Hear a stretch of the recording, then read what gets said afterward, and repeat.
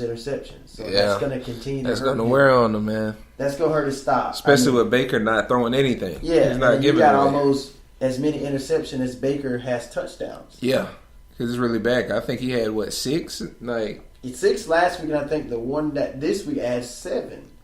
So I still think Sam Darnold is a heck of a quarterback, but yeah. I think that, like you said, with the scouts looking at him and stuff, they look at his arm strength, to look at all the intangibles. Yeah, that but he has, they're going to look at that ratio. The touchdown interception ratio. Can we trust this guy in a clutch moment, in the late stages of a game, to really not turn the ball over, or where's his mental psyche as the quarterback to have a better handle on the football and make the right decisions with the ball? Yeah, because for me, looking at it, what I take away from it is you see his accuracy by his yards and his touchdowns, but for him to have so many interceptions, you have to realize that he likes to take chances. Like, I don't think it is that it's more so that once in a while he lets a ball get away from him. More so I just feel like maybe he just want to take that chance to see if he can fit it in a tight space, or he wants to try and, get somebody to stretch out over for something like that. So it's going to pull down to basically, do somebody want to take that risk? Because you see that he's a risk taker himself, just on wanting to get the ball into certain spaces that possibly, especially when you get to the NFL, that the quarterbacks, coaches are going to be like, that's a no-no. Just don't risk it. Why risk it? Mm-hmm. So, yeah, I still think his stock is high and his upside is high. It's just tone it down on those interceptions. Definitely. So, in other notable games, we did see Big Bad Bama move to 4-0 over Vanderbilt. Oh my God, 59-0.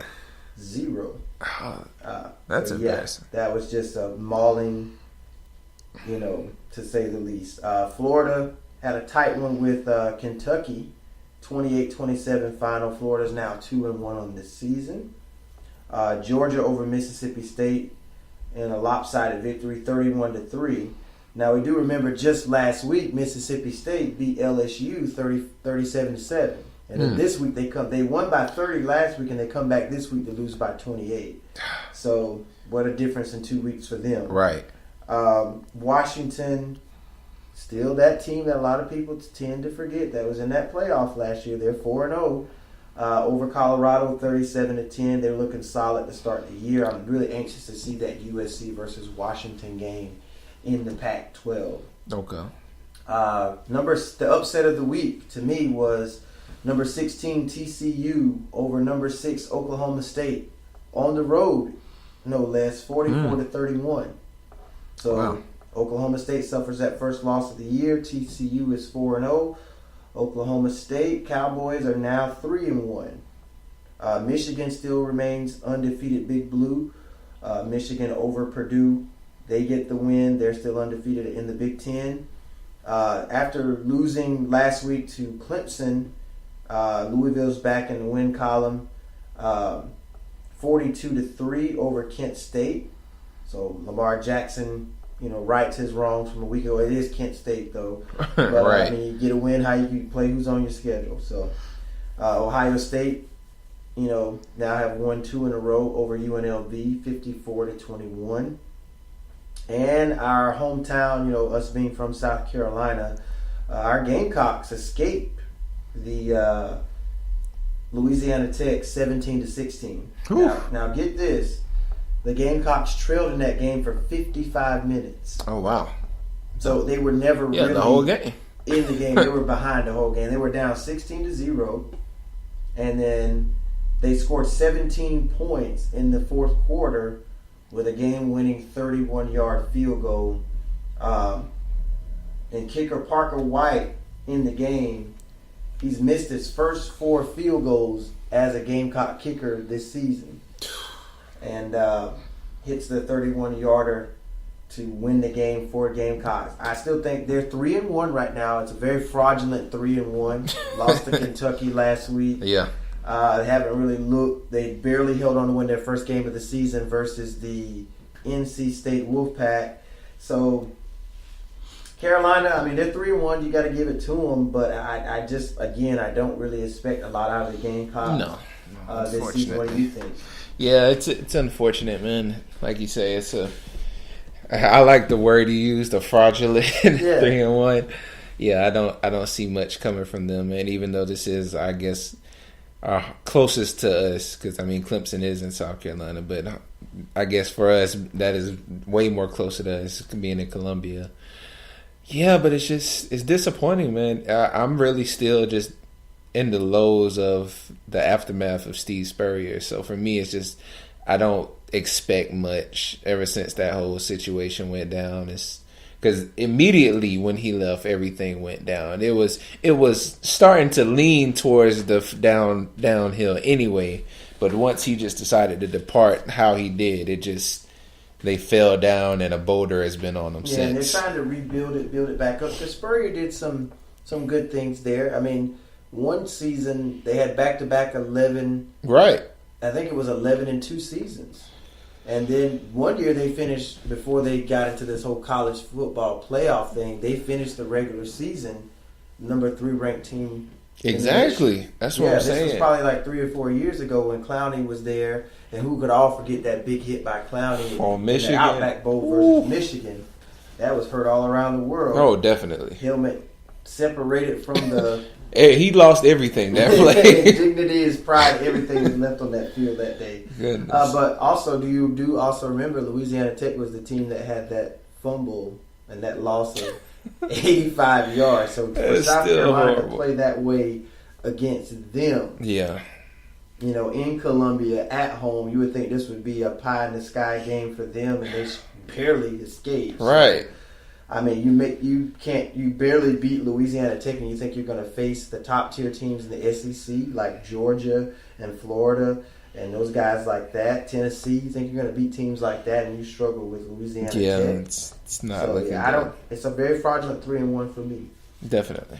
Now shifting things to the top 10 in college football, I'll work my way down from 10 to 1, and then we'll close it out with some marquee matchups of this week in college football coming up on Saturday.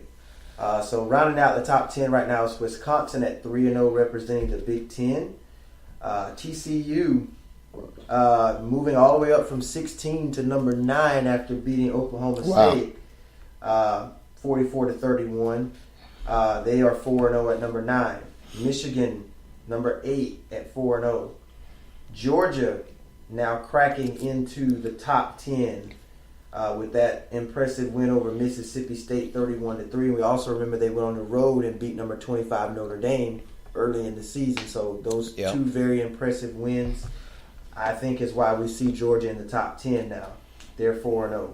Washington, again, the team that no one's talking about. No one's paying attention to. They were in the to. college football playoff last year. One of those Final Four teams. They're sitting there at number 6 at 4-0. USC stayed the same at number 5 with their close win over Cal, but they are 4-0.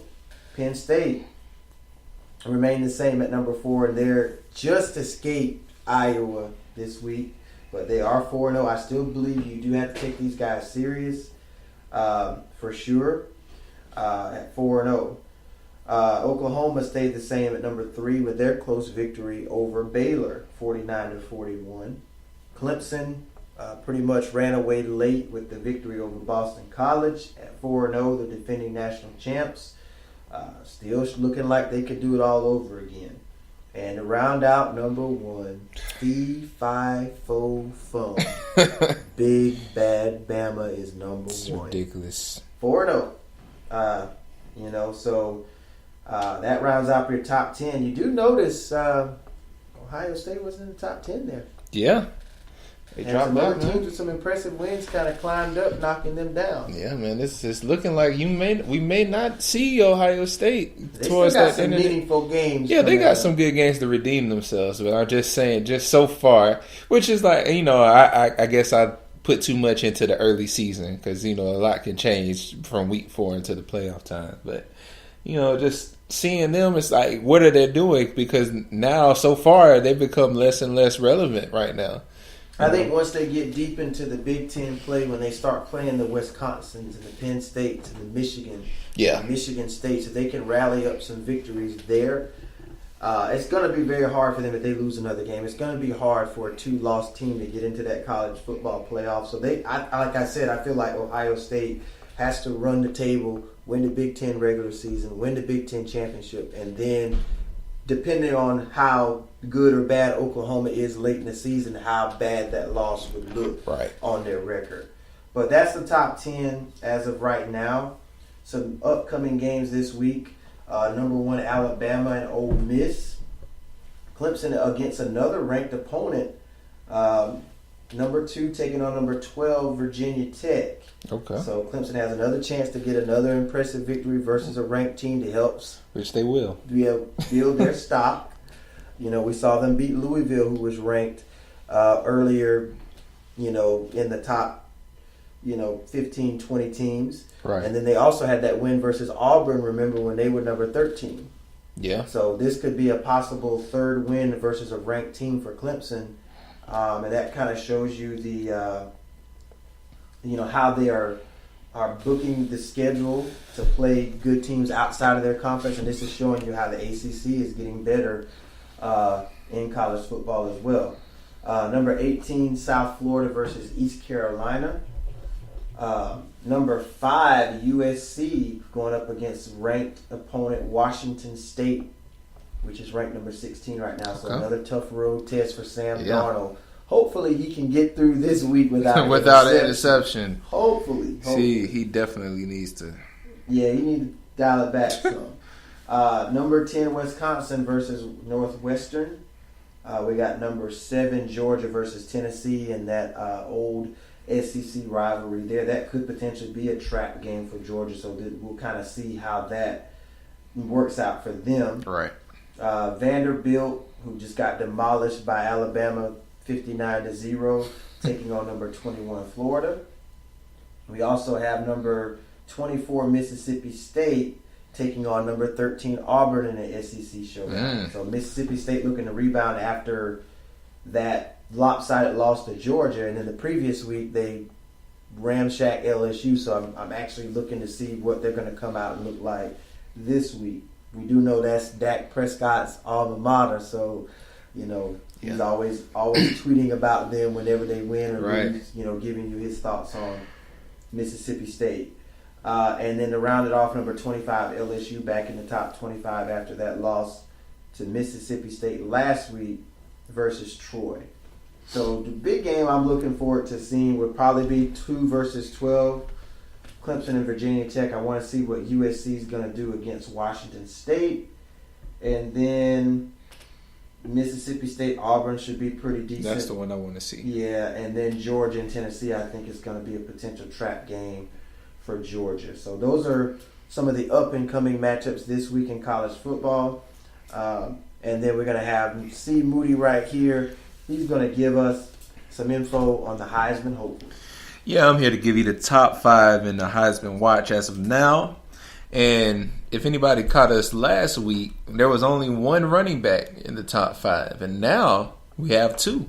It's 2 running backs in the top 5. I'm going to go from 5 up, dropping to number 5. Or I think he might have been number 5 last week. Lamar Jackson. He's still there. It's the quarterback from Louisville. So far, he's still ranked up over 1,300 passing yards. So Sam Darnold comes in at number 4, quarterback for USC, with 1,225 passing yards. Now, here's the new addition to this Heisman hopeful, jumping all the way up to number 3, Rashad Penny from San Diego State University. Yeah, that's a shocker. And he had a good 3 touchdown performance against the Air Force this weekend. So far, he has 7 rushing touchdowns in the season, with just 716 rushing yards. Wow. Yep, definitely. That was a shock. I didn't even know who he was until you exactly out of nowhere. And I didn't even see. I don't think I saw him in the top 10 last week. Mm-hmm. So, but number 2 is Baker Mayfield, quarterback from Oklahoma. He's still, of course, having a great season. 1,300 passing yards, 13 passing touchdowns. And number 1 now is Penn State's Saquon Barkley, running back. I think so. I think he deserves to be there. Yeah, I do. after having that great performance this past weekend, I think it's rightfully so for him. Yeah. But that is our Heisman watch so far. You was adding one last part? Just was saying, just recapping everything. So, I mean, this week was actually a pretty good week. We saw some close games, some wild finishes.